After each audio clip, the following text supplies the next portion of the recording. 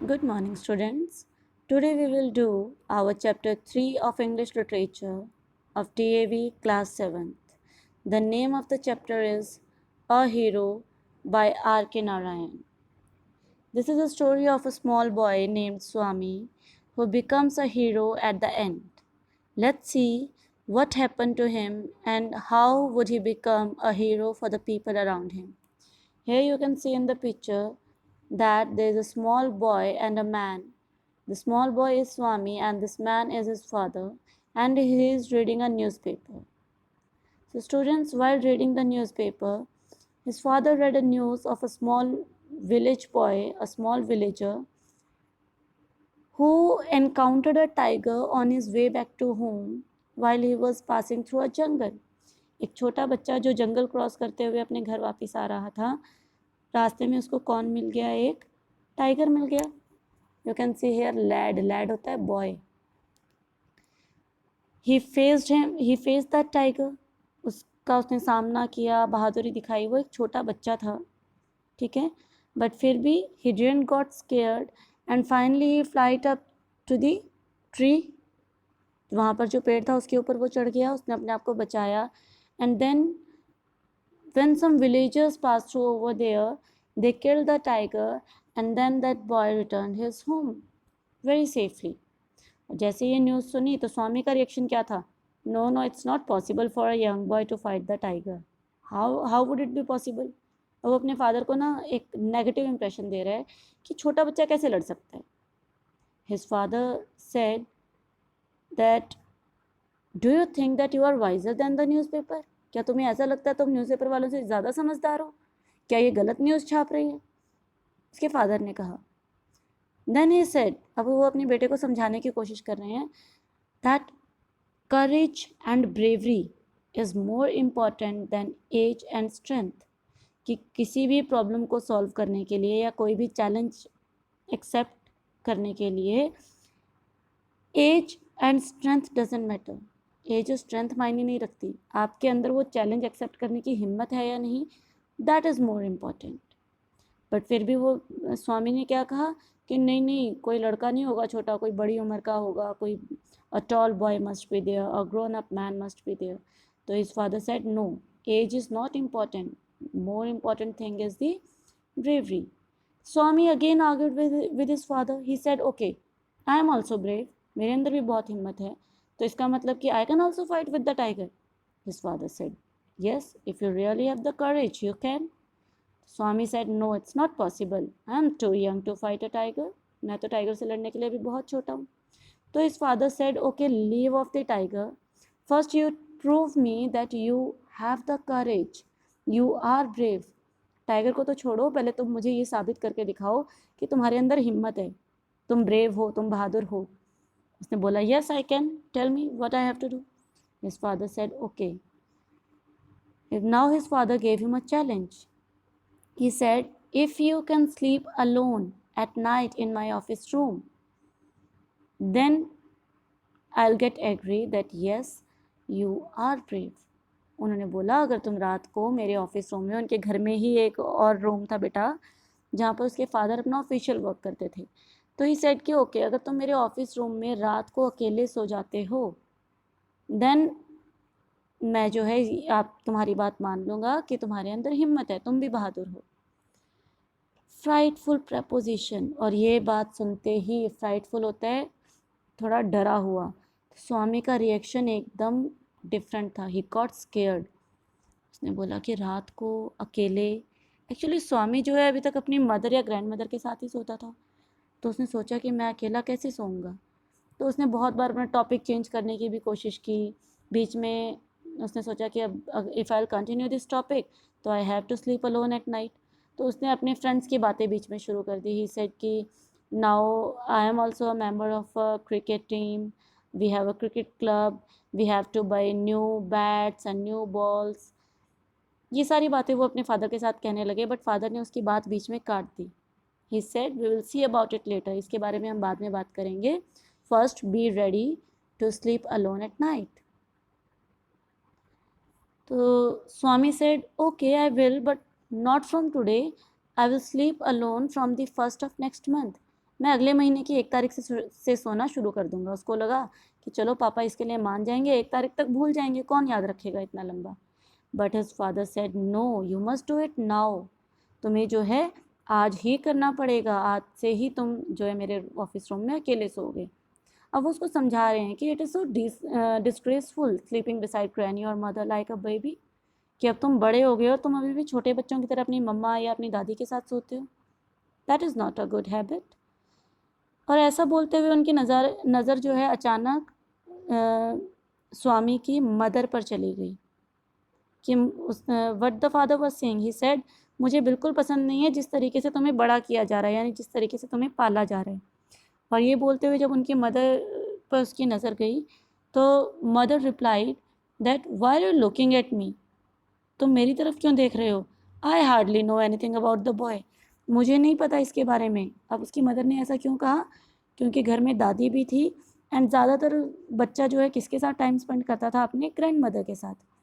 That she wanted to से कि मेरा ये जिस भी तरीके से बड़ा हो रहा है, I am not doing it. His grand mother supports him for everything. Father said no no I didn't mean you, नहीं नहीं मैं तुम्हारे बारे में बात नहीं कर रहा था। और ऐसा कहते हुए उन्होंने टॉपिक चेंज कर लिया। Okay, then it was a sleeping time.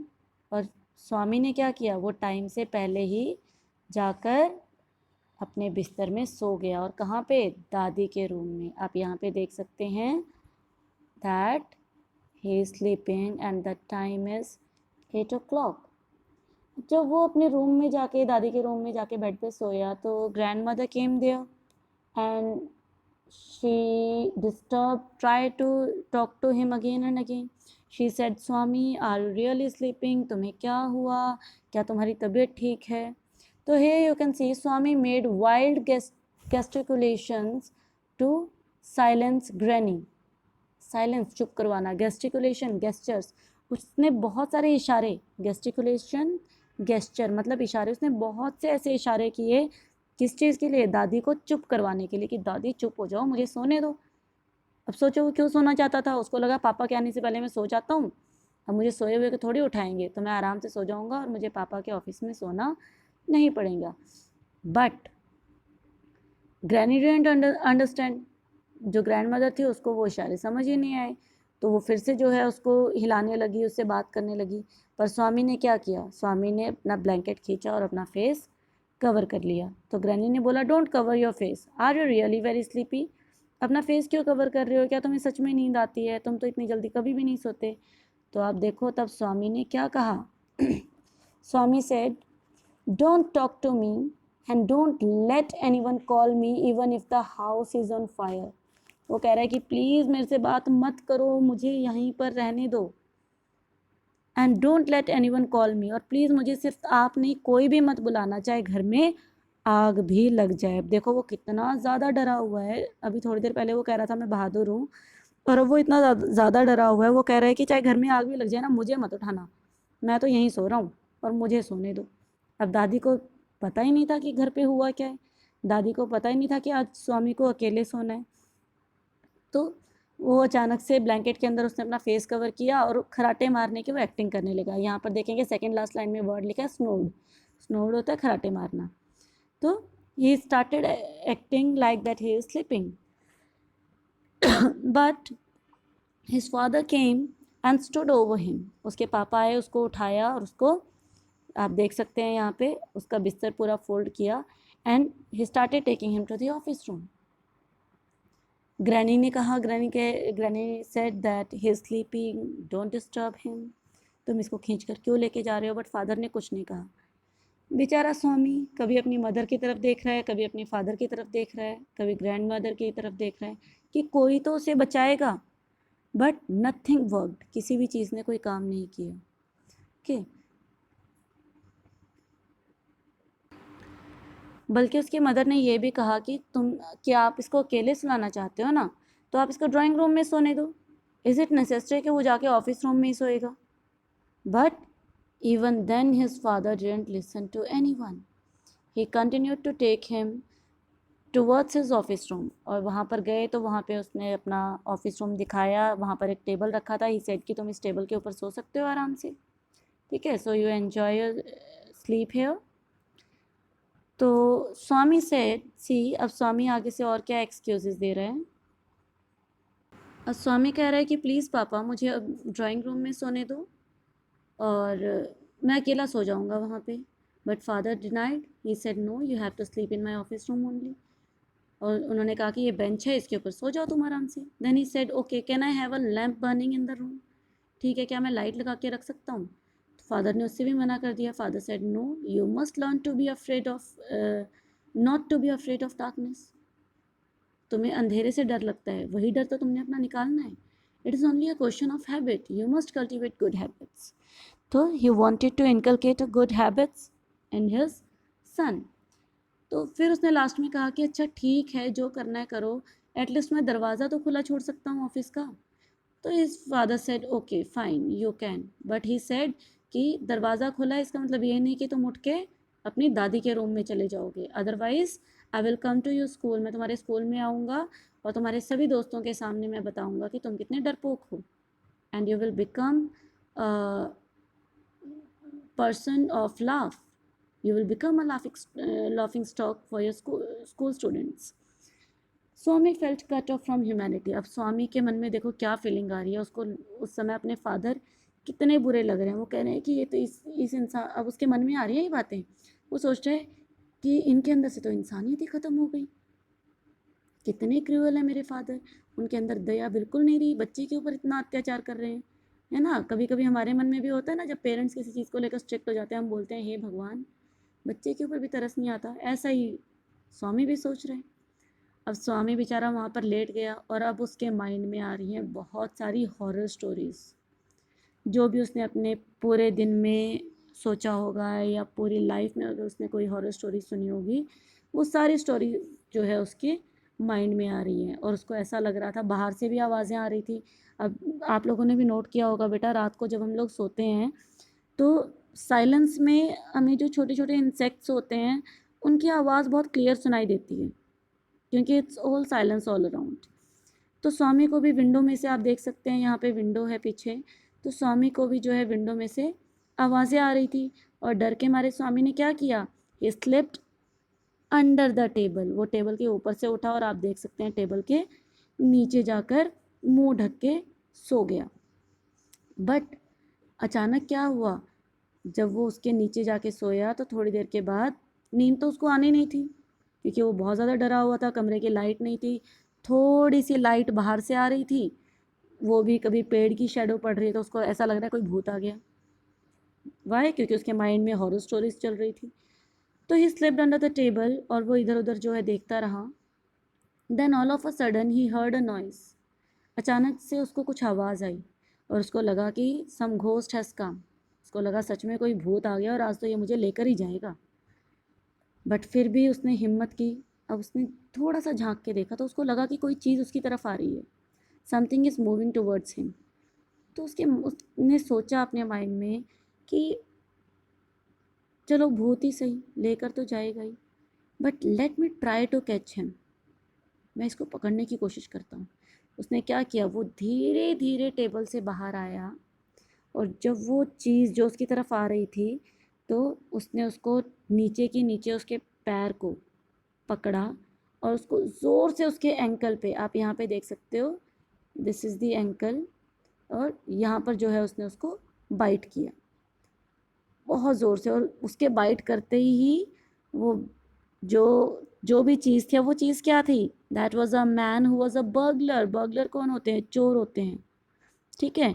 तो वो एक चोर था जो उनके घर में घुस गया था और जैसे ही स्वामी ने उसको बाइट किया तो वो चोर एकदम नीचे गिर गया और वो ज़ोर से चिल्लाया। आप देख सकते हो उसको और भी चोटें लगी और वो ज़ोर से चिल्लाया। और उसकी चिल्लाने की आवाज़ सुनते ही his father, the cook and the servant came.